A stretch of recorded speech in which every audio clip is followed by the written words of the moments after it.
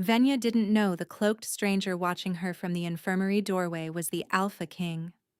She didn't know he'd spent 3 days tracking her through the slums of Valdrin, following whispers about a poor Omega whose touch could pull the dying back from the edge. And she definitely didn't know that agreeing to hear his desperate plea would unravel the carefully constructed walls she'd built around her secret and her heart.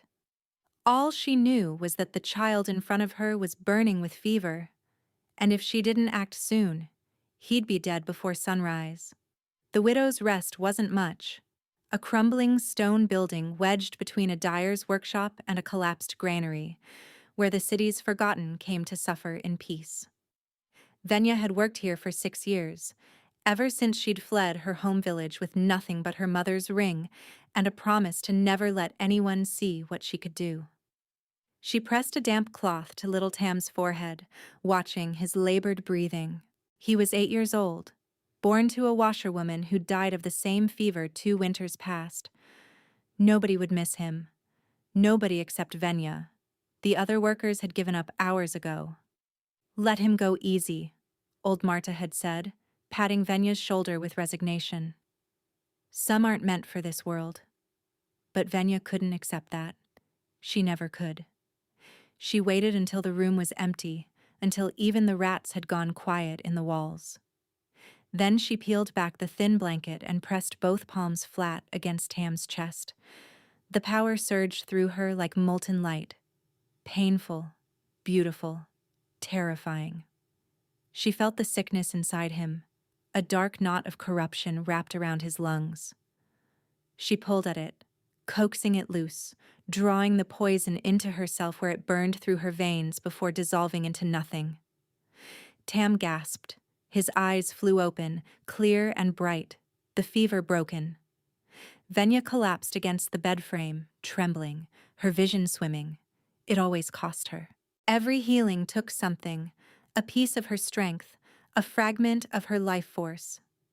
Her mother had warned her about that before she died. "Use it sparingly," Mama had whispered, blood on her lips from the beating the village elder had given her. "And never let them see. They'll use you until there's nothing left." She had gripped Venya's hand with fading strength. "The gift flows both ways, child. You can push life in, but you can also pull it out. Never use that side. Never. It will consume you." Venya had been 12 years old when they'd killed her mother for witchcraft. She'd learned her lessons well. Impressive. The voice came from the shadows near the doorway, low, rough-edged, carrying the weight of sleepless nights and desperate hope.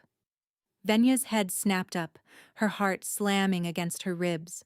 A man stepped forward, pushing back the hood of his traveling cloak. Even in the dim candlelight, she could see he was dangerous.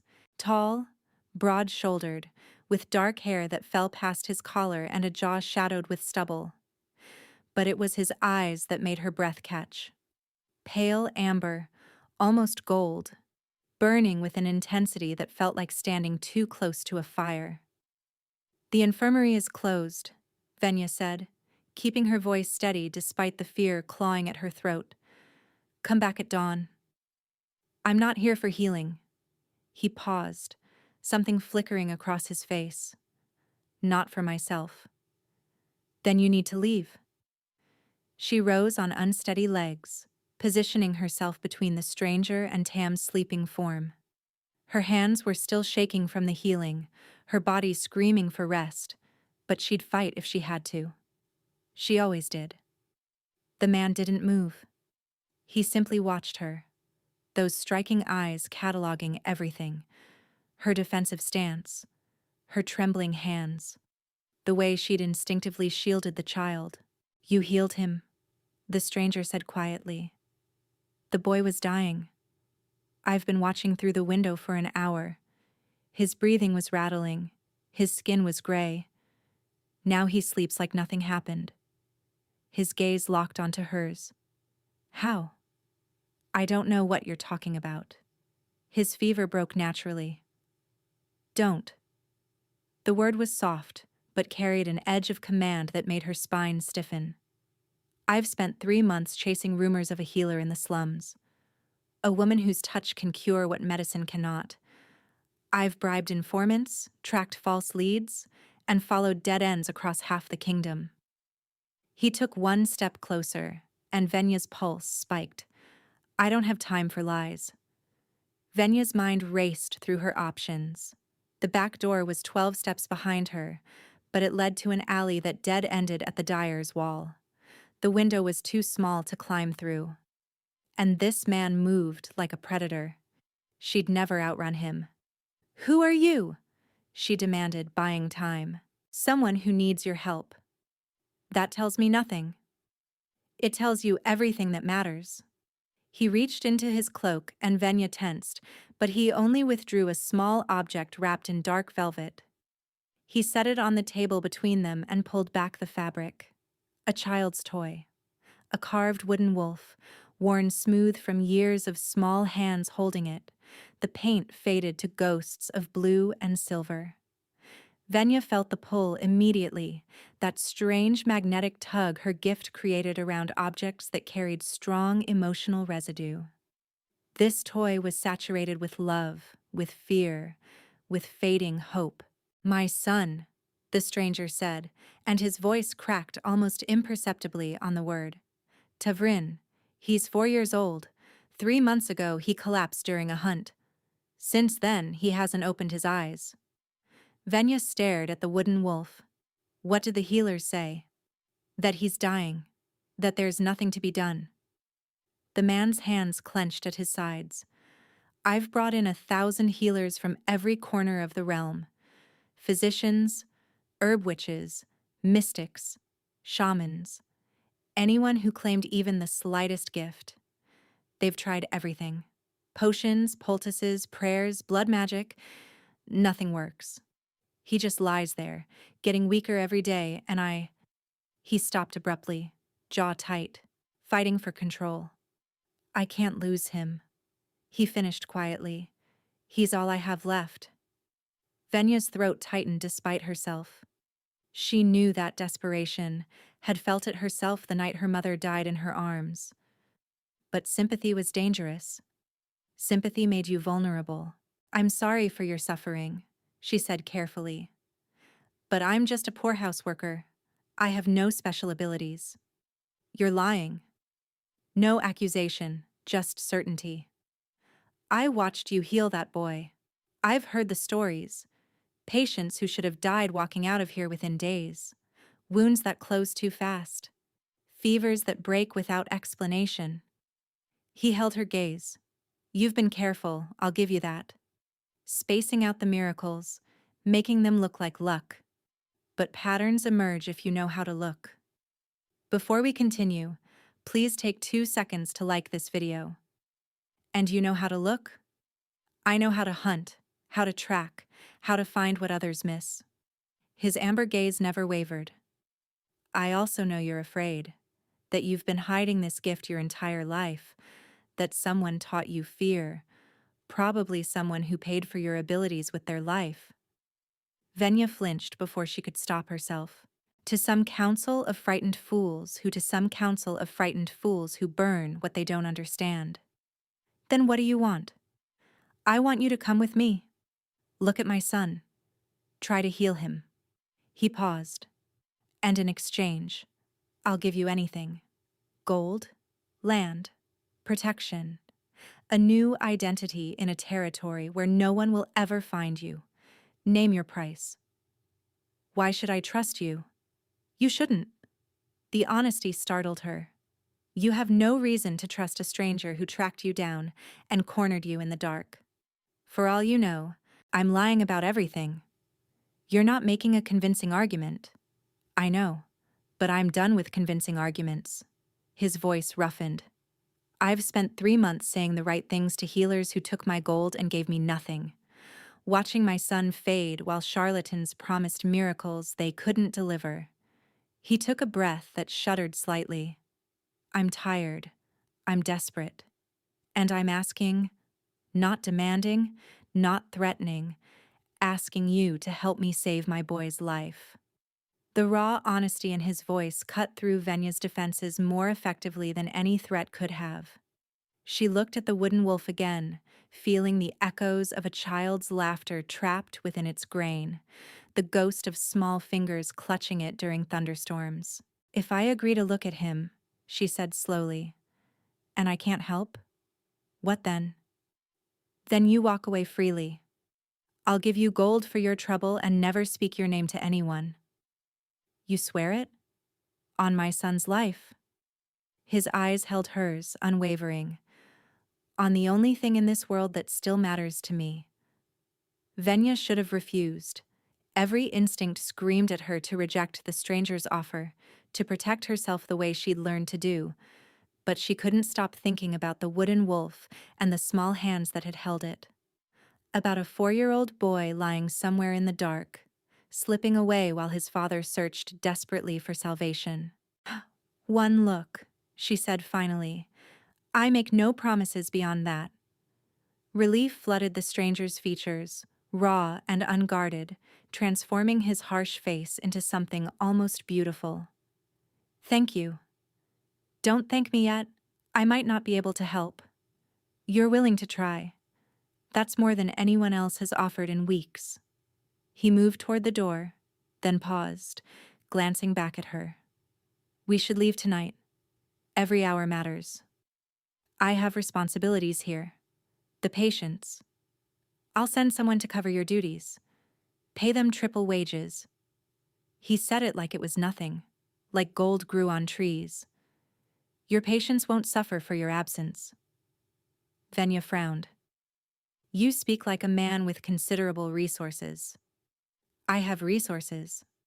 That tells me nothing about who you are." For a long moment, he simply looked at her. Then something shifted in his expression, a decision made, a mask lowered. "My name is Rydian," he said quietly, "and my son isn't just any sick child. He's the heir to the Valdrin throne." The words hit Venya like a physical blow. Rydian, the Alpha King, the ruler whose territory spanned from the frozen reaches to the Amber Coast, whose name was spoken in whispers throughout the slums, sometimes with fear, sometimes with grudging respect, always with the understanding that he wielded more power than any single wolf in memory. She'd heard the stories, of course. Everyone had. The young Alpha who'd taken the throne at 22 after his father's death in battle. Who'd united the fractured packs through equal measures of diplomacy and ruthless force. Who'd lost his bonded mate during childbirth and never taken another. The last detail surfaced in her memory with sudden clarity. The queen had died. Which meant the child, the heir everyone assumed was thriving behind palace walls, had been slowly dying for 3 months while the kingdom remained oblivious. "You've kept it secret," Venya breathed. "His illness." "I had to. If word spread that Tavrin was vulnerable, that the throne had no secure succession, every ambitious alpha in the realm would start sharpening their knives." Rydian's jaw tightened. "I've told the court he's in seclusion, being educated by private tutors. Only my most trusted guards know the truth. And now me. And now you." The weight of that trust settled over Venya like a heavy cloak. This man, this king, had just handed her leverage that could topple his entire reign. One whisper to the right ears, and she could destroy him. But he'd done it anyway, because his son was dying, and desperation had burned away every other consideration. "If I come with you," Venya said slowly, "and anyone finds out what I can do, they won't. You can't promise that. I can." Rydian crossed back to her, close enough that she could smell pine and leather and something wilder beneath. "Because anyone who threatens you will answer to me, and I protect what's mine. I'm not yours." "No." His eyes held hers, and she felt something shift between them, a current of awareness that raised goosebumps on her skin. "But you're under my protection now. That's not something I offer lightly." Venya's heart was racing, though she couldn't entirely blame it on fear anymore. Up close, the Alpha King was overwhelming, not just in size and presence, but in the sheer force of his attention. When he looked at her, she felt seen in a way that was both terrifying and exhilarating. "How do I know this isn't a trap?" she asked. "Kings don't beg help from slum healers. They command. They take. I've tried commanding. It doesn't work when your enemy is a sickness no one understands." Something bleak moved through his expression. "And I've never taken what wasn't freely given. I won't start with you." She believed him. That was the terrifying part, that despite every hard lesson her life had taught her about powerful men and their promises, she believed Rydian would keep his word. "I want a blood oath," she heard herself say. Rydian's eyebrows rose slightly. "You know about blood oaths?" "My mother taught me, before she died." Venya lifted her chin. "I want your word sealed in magic, that I can leave freely after I've tried to help your son, that you won't trap me, imprison me, or use me against my will." For a long moment Rydian simply studied her. Then he reached to his belt and drew a knife. A beautiful blade with an ivory handle, the steel etched with symbols she didn't recognize. "As you wish," he said. He drew the blade across his palm without hesitation. Blood welled up, dark in the candlelight, and he held out his hand to her. Venya took the knife, her fingers trembling slightly. She'd never actually made a blood oath before, only heard her mother describe them. But instinct guided her as she pressed the edge to her own skin and made a shallow cut. The pain was sharp, immediate. When she pressed her palm to Rydian's, the magic ignited. It rushed through her like wildfire, searing, binding, transforming. She felt the oath take hold, weaving their promises into something unbreakable. But beneath it, wrapped around it, she felt something else entirely. A recognition, a pull. Like her soul had been waiting for this exact moment, this exact touch, and now that it had found what it sought, it refused to let go. Rydian's hand tightened on hers, his eyes widening. He felt it too. She could see the shock written across his features, the same stunned disbelief that must have been visible on her own face. "What?" Venya started. "The bond." Rydian breathed, his voice rough with wonder. "It's you." Neither of them spoke for a long moment. Venya's hand remained pressed to Rydian's, their blood mingling, the bond pulsing between them like a second heartbeat. She could feel him, not just his physical presence, but something deeper. His exhaustion, his fear, the desperate hope he'd been carrying for 3 months like a stone in his chest. And beneath all of that, a flicker of something else. Something that felt like recognition, like coming home to a place she'd never been. Rydian released her hand abruptly, stepping back. His expression had shuddered, that brief moment of vulnerability locked away behind the mask of a king. "We should go," he said, his voice rougher than before.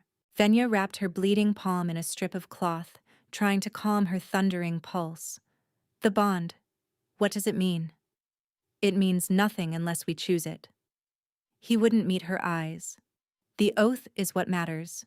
You're bound to try healing my son, and I'm bound to let you leave freely after. Everything else is—" He stopped, jaw tightening. "Irrelevant." It didn't feel irrelevant. It felt like the most significant thing that had ever happened to her.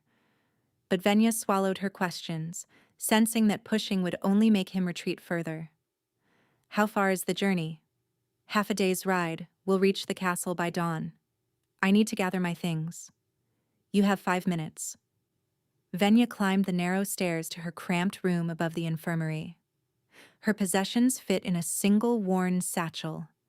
2 threadbare dresses, a comb missing half its teeth, a pressed flower her mother had given her the day before she died, and a small leather journal filled with drawings of medicinal plants. She paused at the window, looking out at the slums she'd called home for 6 years. The crooked rooftops, the muddy streets, the distant glow of tavern fires. It wasn't much, but it was familiar, safe in its predictability. Now she was leaving with the Alpha King to heal his dying son, bound by blood magic and something far more terrifying. What had she agreed to? Rydian was waiting outside with 2 horses, massive creatures that made Venya's stomach flip. She'd never ridden before. In the slums, you walked, or you didn't go anywhere at all. Can you ride? Rydian asked, reading her hesitation. No. He didn't mock her or express impatience. He simply mounted the larger horse and extended his hand.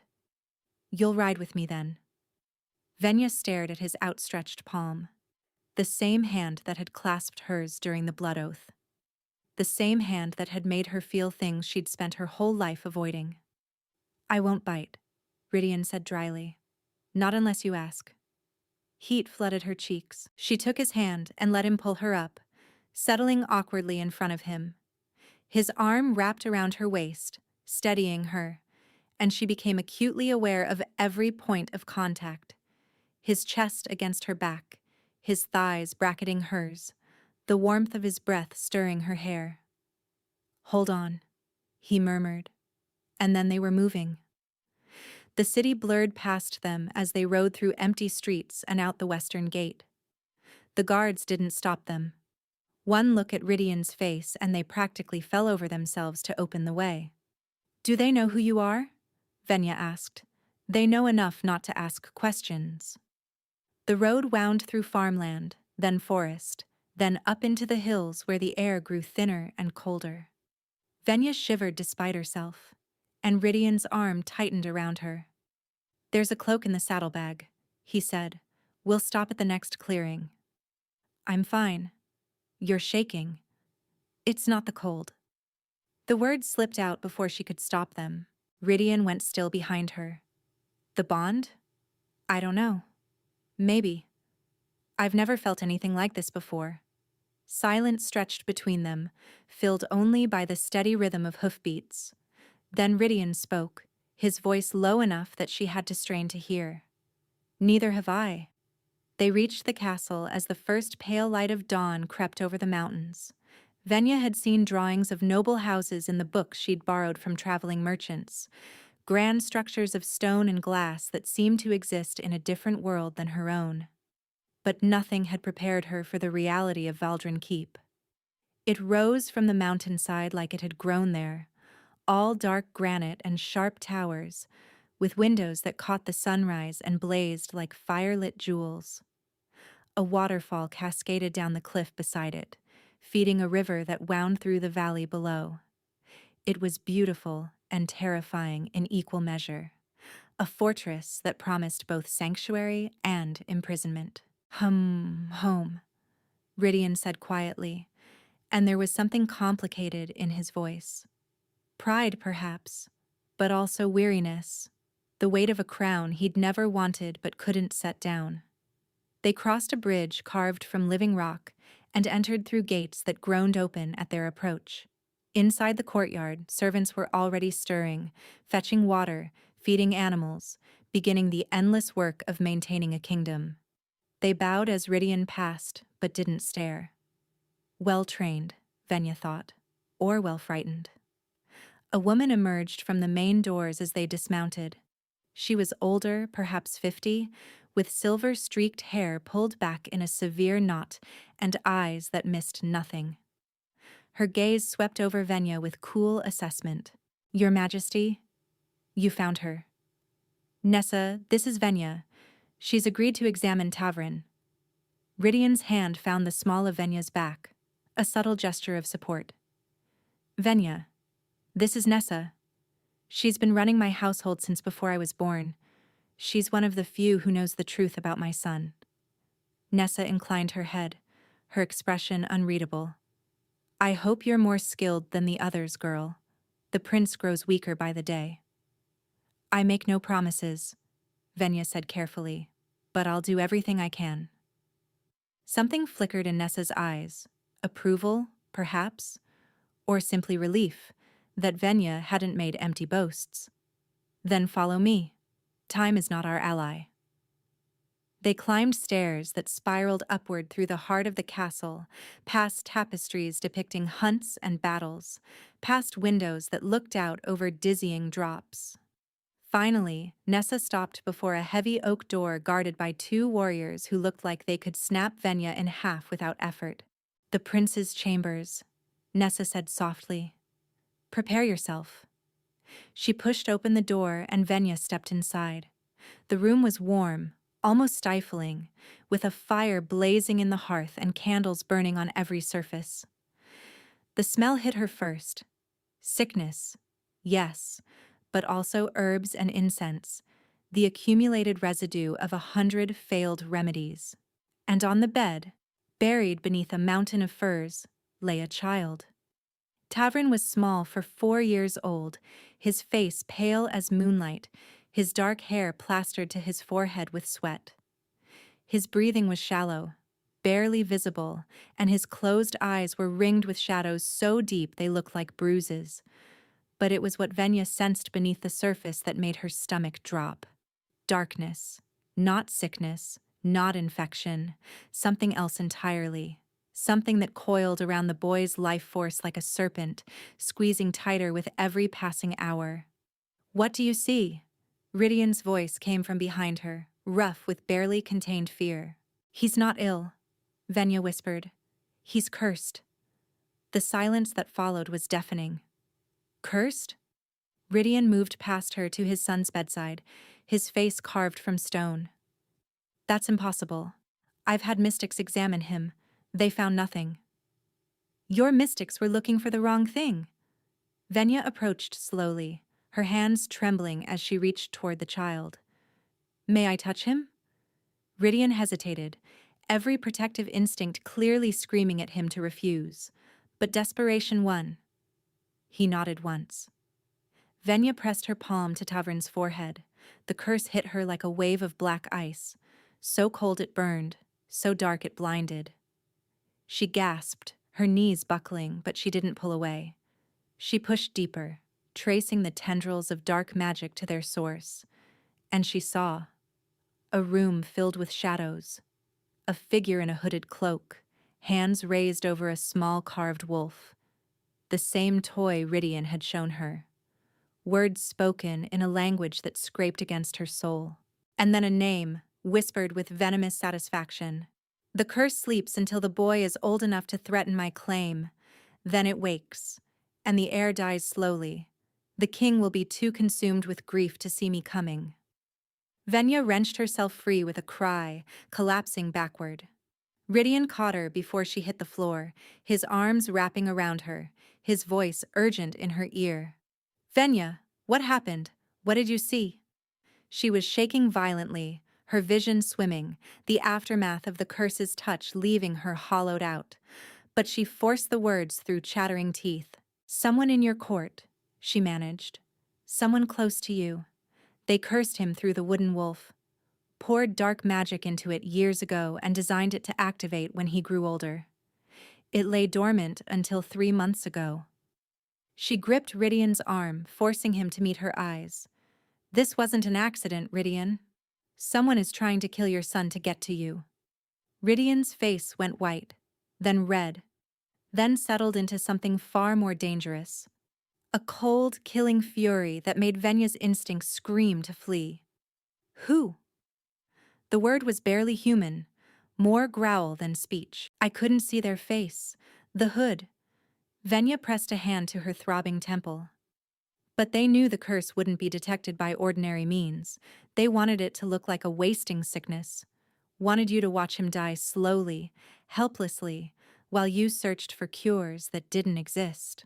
Rydian released her abruptly, turning to Nessa, who stood frozen in the doorway. "The wolf.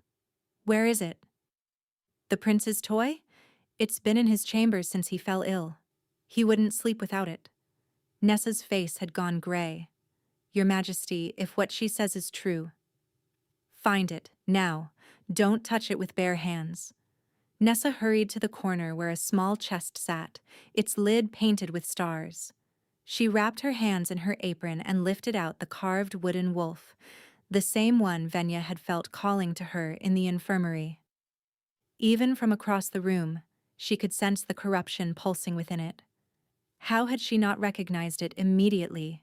The love she'd felt radiating from the toy had masked the poison beneath, like honey hiding hemlock. "Can you break it?" Ridian asked, his storm-bright eyes fixed on the wolf. "The curse. Can you undo it?" Venya forced herself to stand, despite legs that felt like water. "I don't know. I've never encountered magic like this before. Dark magic requires a counter. Something equal in power but opposite in intent." "What does that mean?" "It means I need to try something I've never tried before." She met his gaze steadily. "And it might kill me." "No." Ridian's response was immediate, absolute. "Find another way." "There isn't another way. The curse is too deeply rooted. If I try to heal him without destroying its source, I'll just be fighting shadows while it continues to feed." Venya looked at the small boy on the bed, his chest barely rising and falling. "He has days at most. Maybe hours. I won't trade your life for his. It's not your choice to make." The words hung between them, sharp as a blade. Ridian stared at her with something like anguish in his expression. "I just found you," he said, so quietly she almost didn't hear. "The bond? You're my—" He stopped, unable or unwilling to finish. "I'm your best chance to save your son." Venya crossed to him, laying her hand on his chest. She could feel his heart pounding beneath her palm, wild and desperate. "Let me try. If it becomes too dangerous, I'll stop. I promise." "You can't promise that. You don't know what this magic will do. I know that a 4-year-old boy is dying because someone in your court wants power badly enough to murder a child." Her voice hardened. "I know I have a gift I've spent my whole life hiding because I was afraid.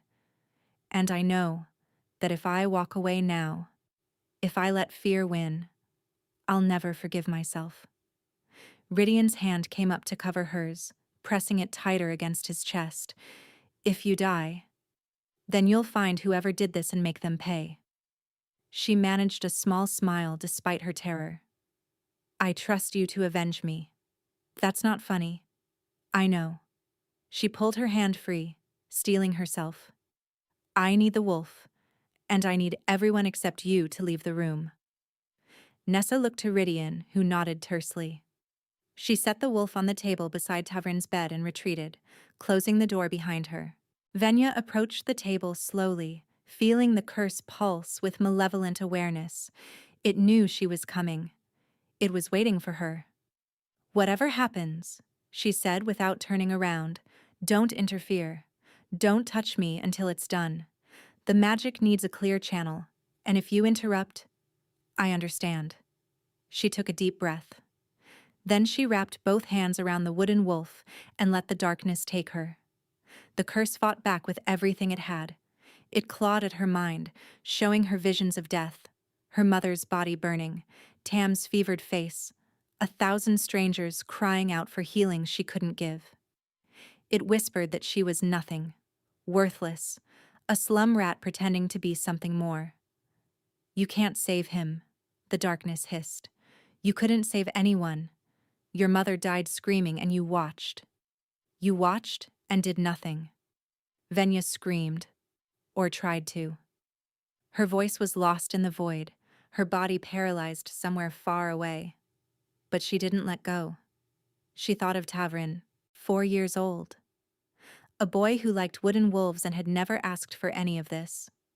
She thought of Ridian, the desperation in his eyes, the way he'd asked instead of demanded, the bond that hummed between them even now, anchoring her to something real. And she pushed back.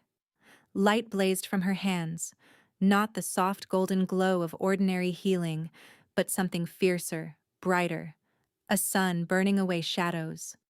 The curse shrieked in her mind, writhing, fighting, but she held on. "You don't get to have him," she thought with savage determination. "You don't get to win." The wooden wolf exploded in her hands. Venya collapsed. And from the bed, she heard the most beautiful sound in the world, A child's voice, weak but unmistakably alive. Papa? Venya drifted in darkness for what felt like eternity. She was aware of voices, distant, muffled, urgent, but couldn't grasp their meaning. Her body felt like it belonged to someone else, heavy and strange and impossibly far away. The only thing that felt real was warmth. A hand wrapped around hers, rough, calloused, and steady, refusing to let go. Stay, a voice kept saying. Stay with me. She wanted to answer, wanted to open her eyes and tell whoever was holding her that she was trying, fighting, and clawing her way back through the void. But the darkness was thick, and she was so tired. Then another voice cut through, higher, younger, trembling with fear. Is she going to die, Papa? Like Mama did?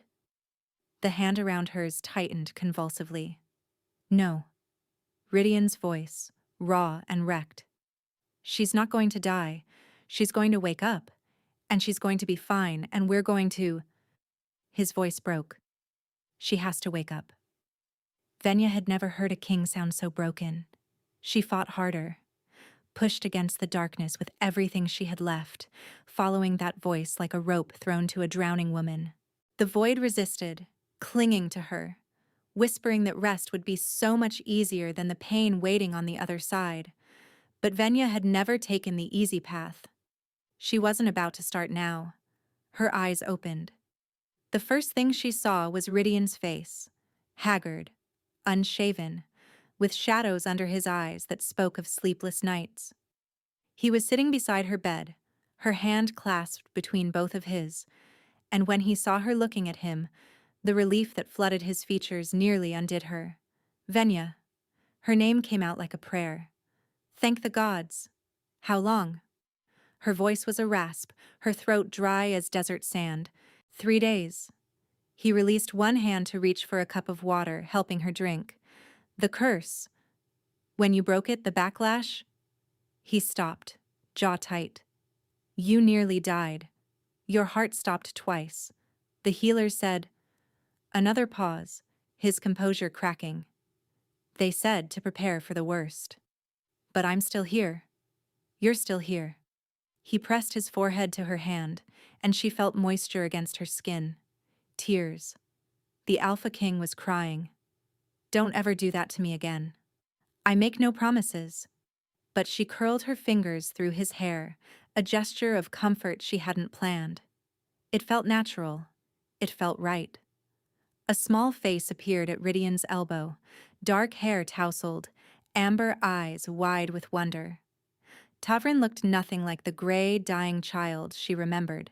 His cheeks held color, his gaze was bright, and when he smiled, she saw his father in every line of his face. You saved me, Tavrin said solemnly. Papa said you fought a monster in my dreams and made it go away. Venya's lungs forgot how to work. Something like that.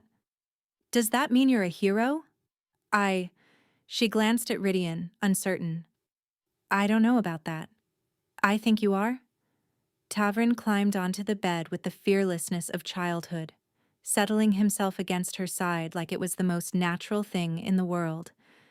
Heroes save people. You saved me. So you're a hero. He looked up at her with absolute certainty. And heroes stay, don't they? You're going to stay with us? The question hung in the air, far heavier than a child's innocent words should be. Rydian said nothing, but his eyes held hers, and in them she saw the same question and the same desperate hope he was trying so hard to hide. We'll see, Venya said softly. For now, I need to rest. Recovery came slowly. The curse's backlash had left Venya weaker than she'd ever been, her gift depleted to embers. Nessa brought her meals and herbal tonics, gradually warming from cool efficiency to something approaching fondness. Tavrin visited constantly, bringing her drawings he'd made and stories he'd invented, filling her room with the bright chaos of childhood. And Rydian was always there. He worked from her bedside, reviewing documents and meeting with advisors while she drifted in and out of sleep. When she woke from nightmares, gasping and clawing at shadows, he was the one who talked her back to calm.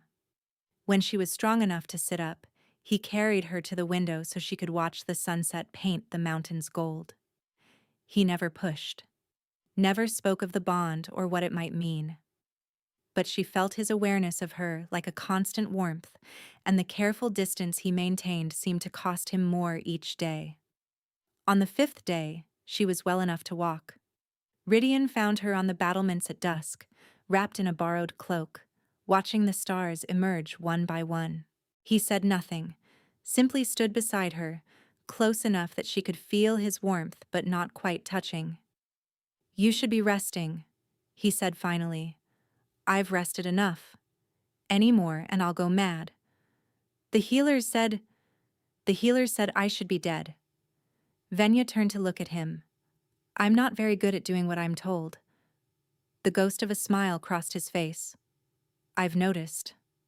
Silence stretched between them, but it was comfortable now.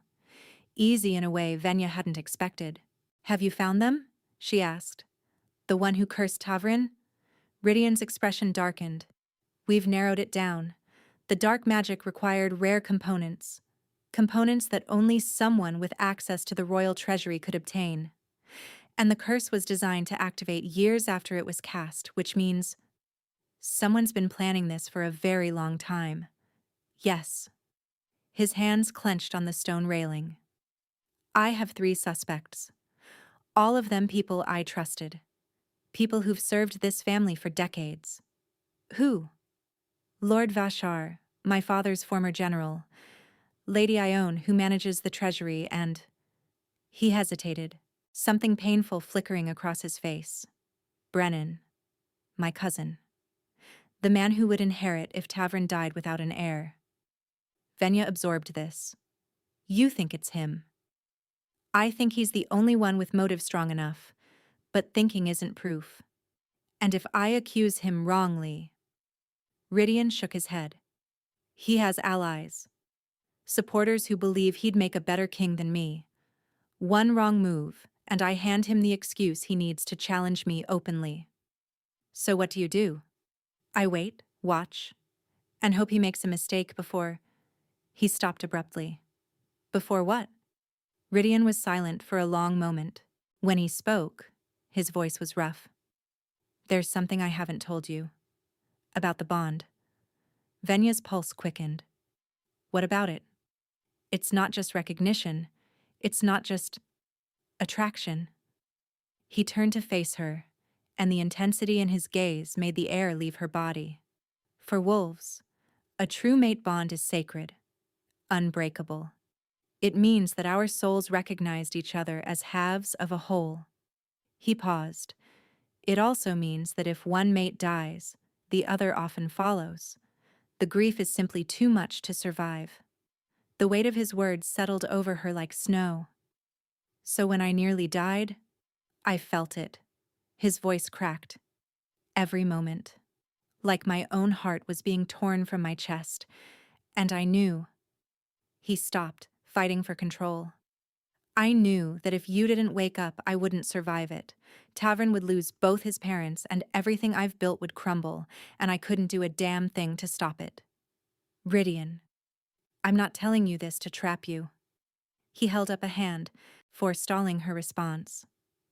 "The bond doesn't force anything. You can still walk away, still live your life far from here.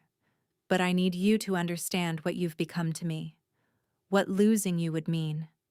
His eyes searched hers, vulnerable in a way she'd never seen. "You're not just a healer I hired, Venya. You're everything. And I'm trying so hard to be honorable, to give you choice, to not be the kind of king who takes what he wants. But gods help me. I want you to stay so badly it's tearing me apart." Venya stared at him, her heart pounding.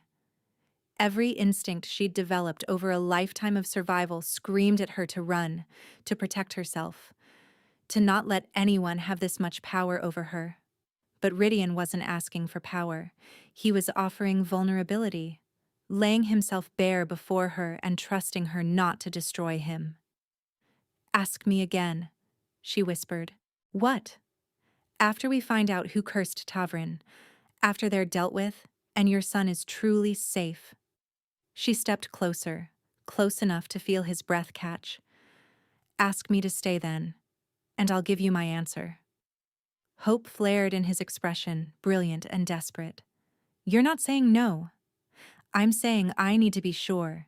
Sure that this is real and not just gratitude or the bond confusing us or—" He kissed her. It wasn't gentle. It was hungry, desperate. 3 days of terror pouring out in a single moment. His hands framed her face, tilting her head back, and she melted into him with a moan she couldn't suppress. When they finally broke apart, both breathing hard, Rydian pressed his forehead to hers. "That's real," he said roughly. "Everything I feel for you is real. But I'll wait. As long as you need. I'll prove it to you every day until you believe it." "That could take a while. I have time." He kissed her forehead, soft and sweet. "For you, I have all the time in the world." Brennan made his move 3 days later. Venya was in the garden with Tavrin, watching him chase butterflies, when the first arrow flew.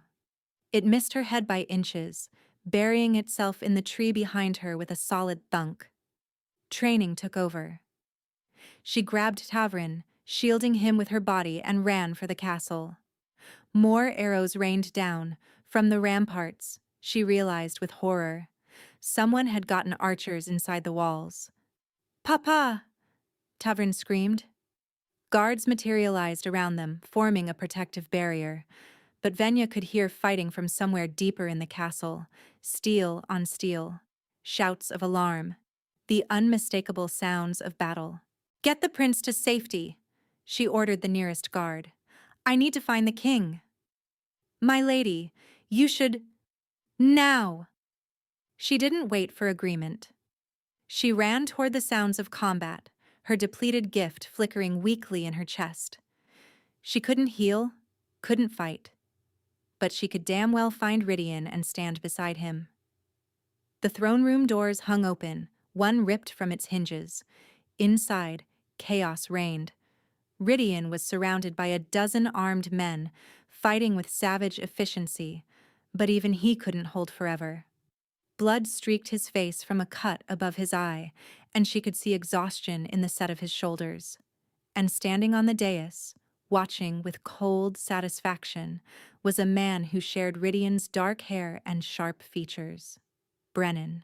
He was younger, slighter, with none of his cousin's raw power, but the cruelty in his eyes made up for it. "Cousin!" Brennan called out mockingly. "You should have died with your son. Would have been so much simpler." "You cursed a child." Rydian's voice was ice. "Your own blood. He was in my way, as are you." Brennan gestured lazily. "Kill him. Make it slow." The attackers pressed forward. Rydian was good, incredibly good, but there were too many, and he was already wounded. Venya didn't think. She ran into the room, sliding between fighters, and grabbed Brennan's arm before anyone could stop her. Her mother's warning echoed in her mind. The gift flows both ways. You can push life in, but you can also pull it out. For the first time in her life, Venya pulled. Brennan's life force rushed into her like dark water. His strength, his vitality, his corrupt little soul. He screamed, his face going gray with shock and pain. "Call them off," she hissed. "Call them off, or I drain you dry." What are you?" "I'm the woman who broke your curse, and I can do so much worse." She pulled harder, and he crumpled to his knees. "Call them off." "Stop!" Brennan screamed at his men. "Stop fighting! Stop!" The attackers hesitated, then lowered their weapons. Rydian's guards swarmed forward, disarming them with brutal efficiency. Venya released Brennan, staggering back. The effort had cost her.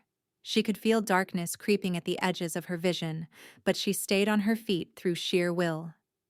Rydian crossed to her in 3 strides, pulling her against him. "Are you hurt? Venya, are you—" "I'm fine." She wasn't fine. She was about to collapse. But she'd be damned if she'd do it in front of Brennan. "Tavern is safe. I made sure."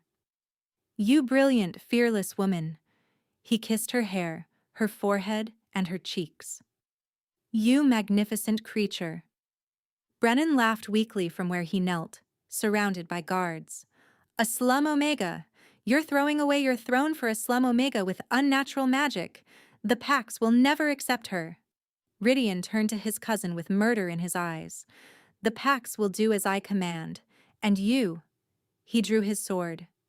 "You will face trial for treason, attempted murder, conspiracy, and the use of forbidden dark magic against a child of the royal blood. The council will never convict me. I have allies. Your allies are being arrested as we speak." Nessa appeared in the doorway, calm as ever despite the carnage around her. "Lord Vasher and Lady Ione send their regards. They were quite eager to cooperate once they learned you'd implicated them as suspects. Seems they didn't appreciate being used as cover for your schemes." Brennan's face went from gray to white. "You can't prove anything." "I can." Venya stepped forward despite Rydian's protective grip. "I saw you, Brennan. When I touched the curse, I saw the room where you cast it. The words you spoke. The satisfaction on your face as you condemned a baby to die." She held his gaze, unflinching. "Your magic left traces in every object you corrupted. I can testify to exactly what you did, and no council in the realm will doubt a witness who nearly died breaking your curse." Brennan stared at her with pure hatred. "You'll regret this, Omega, when I—" "Take him away," Rydian commanded. "I've heard enough." The guards dragged Brennan from the throne room, his threats echoing off the stone walls until they faded to nothing. And then Venya's legs gave out. She woke in Rydian's chambers this time.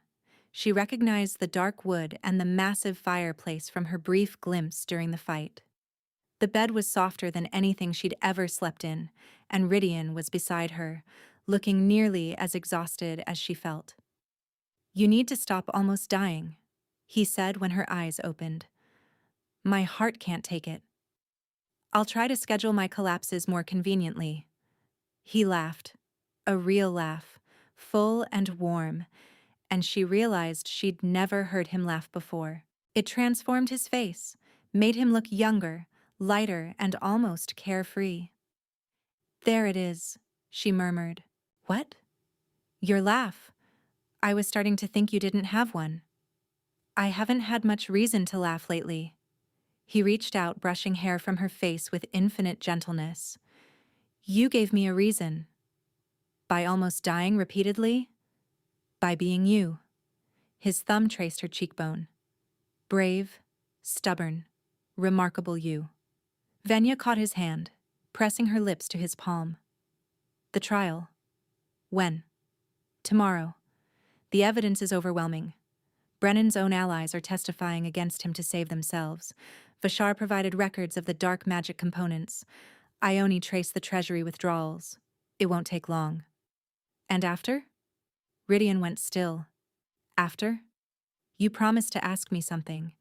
After Tavern was safe. After the threat was dealt with." She met his eyes steadily. "Ask me." The hope that blazed across his face was almost painful to witness. "Stay. Not for 7 days or 7 weeks. Stay forever. Be my queen, my partner, my mate in truth. Let me spend the rest of my life earning the chance you're giving me." "What about the Pax? Brennan said they'd never accept a slum omega." "Brennan can rot." Rydian's voice hardened. "The Pax will accept whoever I choose. And I choose you, Venya.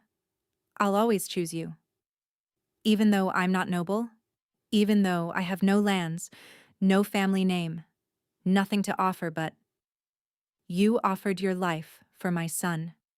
He pulled her close, cradling her against his chest. You faced a curse that should have killed you. You stood beside me when my own blood tried to destroy everything I'd built." His voice roughened.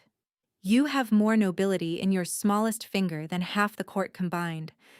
Anyone who says otherwise can take it up with me personally." Venya pressed her face into his shoulder, tears she couldn't explain sliding down her cheeks. "I'm terrified." "So am I. What if I'm not good enough? What if I fail at being a queen, a mate, all of it?" Rydian pulled back just enough to tilt her chin up. "Then we fail together. And we get up. And we try again, and we keep trying until we get it right." His eyes burned into hers. "That's what mates do, Venya. We don't give up on each other, ever."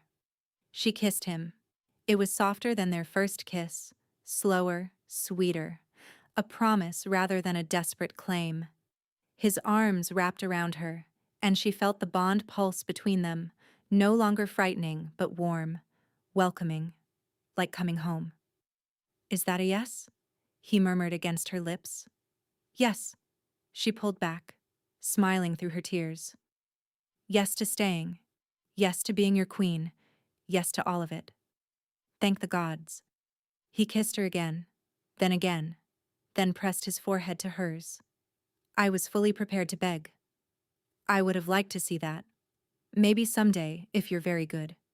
She laughed, and he laughed with her, and for the first time since her mother's death, Venya felt like she belonged somewhere. Brennan's trial lasted exactly 2 hours. The evidence was irrefutable. Testimony from his co-conspirators, the dark magic residue traced to objects in his possession, Vashar's records, Ione's treasury logs, and Venya's account of what she'd seen inside the curse. The council found him guilty on all charges. He hanged at dawn the next day. Venya didn't attend. She'd seen enough of Brennan's darkness. She didn't need to watch it end. Instead, she spent the morning with Tavrin, who had taken to following her everywhere like a small, determined shadow. He brought her flowers from the garden, showed her his favorite hiding spots in the castle, and asked endless questions about her gift and where she'd come from and whether she'd teach him to heal butterflies. "I like you," he announced solemnly over breakfast. "You make Papa happy. He didn't used to smile before." Venya felt warmth bloom in her chest. "He didn't?" "Not really. He tried, but it wasn't real smiling. It was pretend smiling for other people." Tavern studied her with those wise eyes so like his father's. "Now his real smiles. Because of you." She didn't know what to say to that. So she just hugged him. This small boy who'd survived a curse and a coup, and still looked at the world with wonder. "I like you too," she whispered. Tavrin beamed. "Does that mean you're going to be my new mama?" The question hit her like a wave. She looked up to find Rydian in the doorway, watching them with an expression that made her chest fill with something too large to name. "Only if you want me to be," Venya said carefully. "I want." Tavrin nodded firmly. "Papa, tell her she has to stay forever." Rydian crossed to them, kneeling beside his son. "I've already asked." She said yes. "Really?" Tavrin's whole face lit up. "Really, really? Really, really?" The boy threw himself at Venya with enough force to knock her backward. "Best day ever." Over his head, Venya met Rydian's eyes. He was smiling, that real smile Tavrin had talked about, and she felt tears threatening again. "Best day ever," Rydian agreed softly. The bonding ceremony was held on the night of the full moon. Tradition demanded it take place in the heart of the pack, the great clearing where wolves had gathered for centuries to witness oaths and celebrate unions. Torches blazed against the darkness, and what seemed like thousands of eyes watched as Venya walked toward her mate. She wore silver silk that caught the moonlight, her hair woven with winter jasmine. Her mother's ring hung on a chain around her neck close to her heart. And when she reached the ceremonial dais where Rydian waited, she wasn't afraid anymore. He looked magnificent in formal black, his dark hair swept back, his eyes burning with an emotion that stole her breath. Tavrin stood beside him, proudly bearing the ceremonial cords that would bind their wrists. "You came," Rydian said quietly as she reached him. "Did you think I wouldn't?" "I thought you might finally come to your senses and run." Venya laughed. "Too late for that. I'm afraid you're stuck with me." "Good." He took her hands, and even through the ceremony's formality, his touch made her pulse race. "I intend to be stuck with you for a very long time." The officiant began the ancient words, but Venya barely heard them. She was too focused on Rydian, on the way he looked at her like she was the most precious thing in his world, on the steady warmth of his hands in hers, on the bond thrumming between them brighter than any torch. "Fate forged between us. But because you, fate, forged between us. But because you showed me what courage looks like, what love looks like. You walked into my darkness and brought light, and I will spend every day of my life trying to be worthy of that gift." He squeezed her hands. "I choose you today, tomorrow, and every day until my last breath. This I swear." Venya had to take a moment before she could speak, her throat too tight with emotion. "I choose you, Rydian, not because you're a king or because you promised me gold and freedom, but because you saw me when I'd spent my whole life hiding. You asked instead of demanded.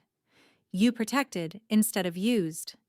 You showed me that power doesn't have to mean cruelty." She smiled through her tears. "I choose you, your strength and your scars, your crown and your heart. I choose this family, this future, this terrifying, wonderful life. This I swear." Tavern stepped forward with solemn pride, wrapping the ceremonial cord around their joined wrists, the knot held, blessed by magic, witnessed by the pack. "Bound," the officiant proclaimed, "from this day until the stars fall silent, what fate has joined, let no force sunder." The pack erupted in howls of celebration, filling the clearing with a sound that resonated in Venya's very bones, but she barely heard them. She was too busy kissing her mate, her husband, her king, while their son bounced beside them shouting, "Finally! Finally!" Later, much later, they lay tangled together in the moonlight that streamed through their chamber window. Tavrin had finally been persuaded to sleep in his own bed, and the castle had gone quiet around them. "Tell me something," Rydian murmured, his fingers tracing lazy patterns on her shoulder. "Something I don't know." Venya considered. "When I was 12, right after my mother died, I considered letting the gift fade, ignoring it until it disappeared.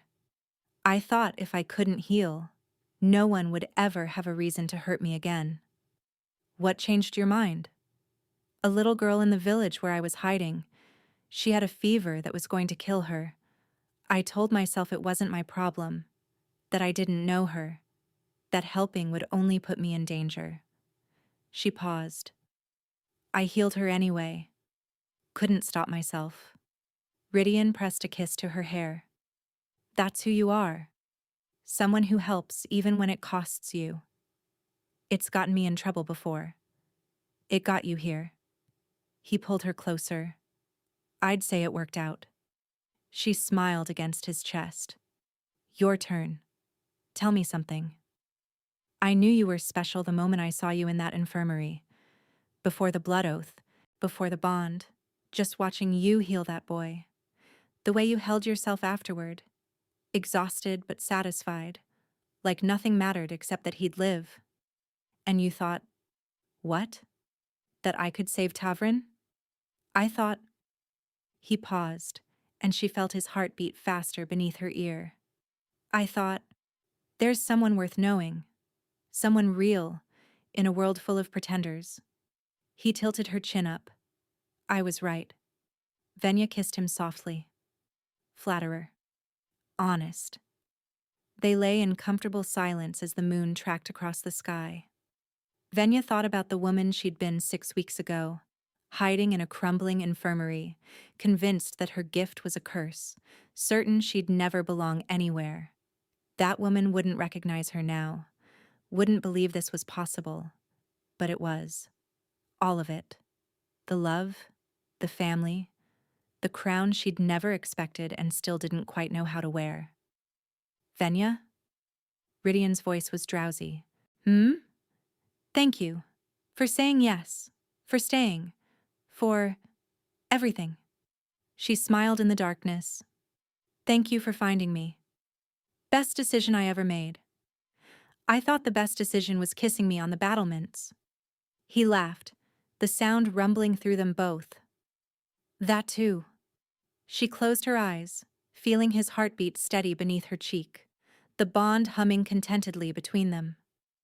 Outside, the moon shone over the mountains of Valdrin, silver light blessing the kingdom she'd somehow become part of.